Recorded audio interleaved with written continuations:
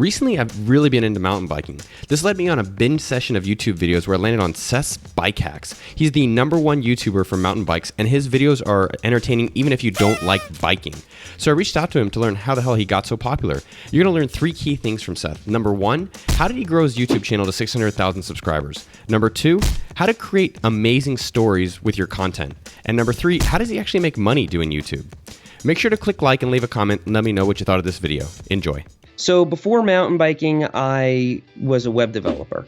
I wasn't passionate about it. I wanted to do something that I could be the dictator of. I definitely didn't have the thought when I started the channel that I was going to make it my full-time thing. I mean, first of all, I had no frame of reference or what type of audience you would need to make a living. Mainly, I had a small audience locally when I started. Fort Lauderdale has a big cycling community. At most, I figured, well, I can make a few extra bucks per month on this, and I could just have some fun with it. But very, very quickly, maybe 10 or 15 videos in, I realized that it could be something more. I did go back and watch your earliest videos, and I am curious, though, they were pretty popular right away. And a lot of people want to make passion projects on YouTube and such, like their real business, but it seemed like yours worked almost instantly. Like, what do you think happened there? Just to give you a frame of reference, when I was 6 months in, I reached 500 subscribers. So, and the first maybe 4 months took me to get 100 subscribers. And then it was maybe the fall, and I was at 10,000. But to get the ball rolling took a really long time. But the videos were always concise. From the very start, I always looked at every second of video as a chance to lose a viewer. What was the first year like? What were some of the challenges of that? Oh, for sure, it was time. I was running my web development company full time. Even 2 years in, I was already making money on the channel, and then I was doing less web development, not taking on as many clients, but both businesses could balance each other out because one was growing and the other was shrinking. The first year, I wasn't making a dime on my YouTube channel. So I was putting out 2 videos per week while running a company. But it was a tremendous amount of work. I was extremely tired. I was working my weekends. Not a day went by that I wasn't doing it. And I had to justify this to my friends and family. It's like, this guy's crazy. He's working on his YouTube channel. Once it really started to get big, everybody was a lot more supportive. Last week was my 3rd year that the channel existed. And 2 years ago, I was looking to move from Fort Lauderdale to Asheville. And shortly after I moved, I basically phased out all my clients and closed my web development business. It was a big step back, by the way. It was scary. People don't understand how much work it is to make the videos. It takes me sometimes a full day to write a script. And most people think that I'm just sitting in front of the microphone and talking. All those thoughts come out completely organized and concise in one shot. They don't. I have to write it out, and I have to read it over a bunch of times, and I have to figure out, according to my clips and what I'm going to lay down, how it's all going to go. After I'm done with that voiceover, I then go and edit all the clips to the voiceover. When I go out and ride and I put out an 8-minute video, there's not 8 minutes of riding footage, there's a couple days. And I have to go through all that and pick out the parts that are relevant. Then when there's an airplane going overhead or there's some sound problem, I have to fix that. And I have to find music tracks and I have to sync everything up. And it's a lot of work. It seems like that you're much more strategic than I'd expect. Not a day goes by that I take this for granted. If I'm going to make this work, if this is going to be a long-term career, I have to go all the way. I can't just throw stuff out there and hope it works. I have to be I have to be doing algebra and stuff. I tell stories in a way that I would be able to understand it. And I'm an idiot. So I have to, always start with a premise. Story always has to start with a premise. Either some kind of establishing scene or some kind of an explanation about what the rest is going to be about, right? Then you have to go into the nitty-gritty of it, and then you have to conclude it. Make sure you include all the details that everybody's going to need to know for the story to make sense. Then remove everything that's not completely essential to the story. So like for like a 10-minute video or 20-minute video, like can you give me a sense of time? Like how many hours of film is that, and how long is like the whole process for one video? It totally depends on what the video is about. If it's for a hacks video, it's usually maybe a day and a half of filming, and then maybe day and a half of editing. A hacks video can be made relatively quickly. The long part about that is coming up with the hacks. That takes months, because one will come to me every couple of weeks and I'll add it to a list. And then when I have enough to do a hacks video, I make the hacks video. In terms of other videos, I have to go out into the woods and spend a certain amount of time on my bike and hope a story develops. I have to get crap tons of footage. Then I have to go through it all and figure out which parts are important. Then I need to come up with an interesting story. Then I need to assemble the footage in the most interesting way possible. Lately, it's been taking me basically a whole work week to do one video.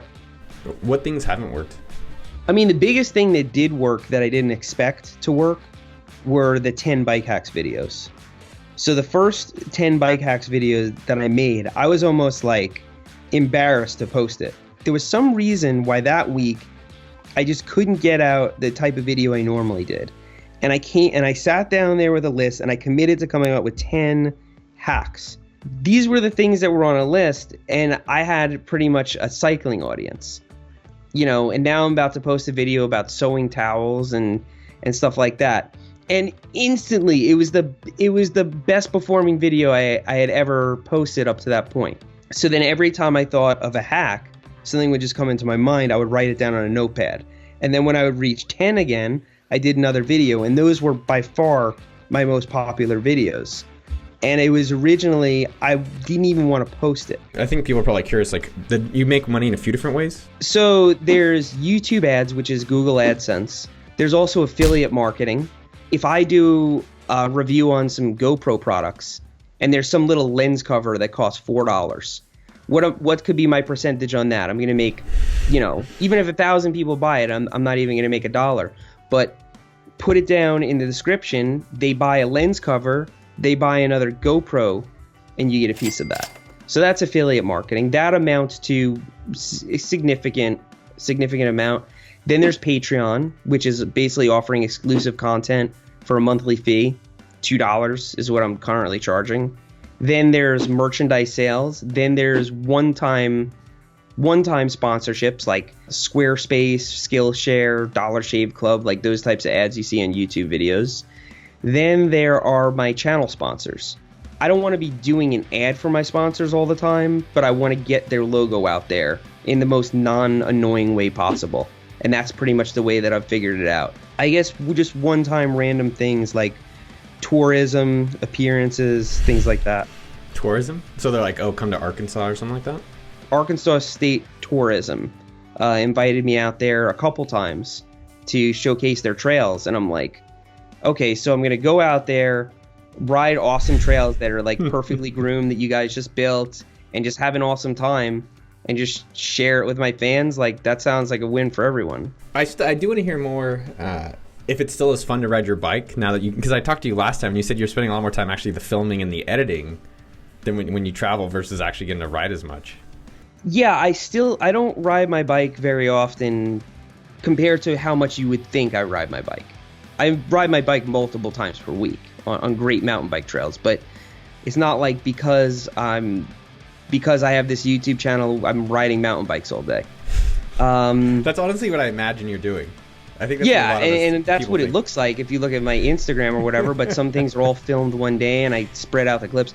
There are times where I am riding for the channel and I am actually riding. I just have a camera strapped to my chest and a little one in my pocket and I'm out with people. And those are the times where I really get to reap the benefits of being able to do this for a living and see cool places. I'll be out in Moab or something, shredding a trail with someone. And yeah, I have to think about the cameras. I have to make sure that the battery's fresh. I have to make sure there's nothing blocking the lens. I have to babysit all my equipment. But I'm still riding someplace amazing and I'm still doing what I love. Do you ever get any like pushback or feedback or imposter syndrome because you didn't like ride professionally? So surprisingly, no. In a lot of other areas, that is a problem. Like, here's a funny story. One of my friends, Phil, who has a huge YouTube channel, he's a mountain biker. He was at some kind of bike park, and some professional rider, like superstar professional rider, so he's in the same area that they're in, and all these kids come running right up to Phil because he's the one with the YouTube channel. They had no idea who this other guy was. And so the industry for a while was still valuing the racers and all the professional riders. But now it's like everybody at the same time is starting to realize that nobody knows who any of those people are. Because downhill races and enduro races, nobody sees them. It's like, there were 20,000 people that race. What are you talking about? Yeah, that's what I get in my first hour after I post the video is 20,000 views. Because of this shift, just winning races is not enough.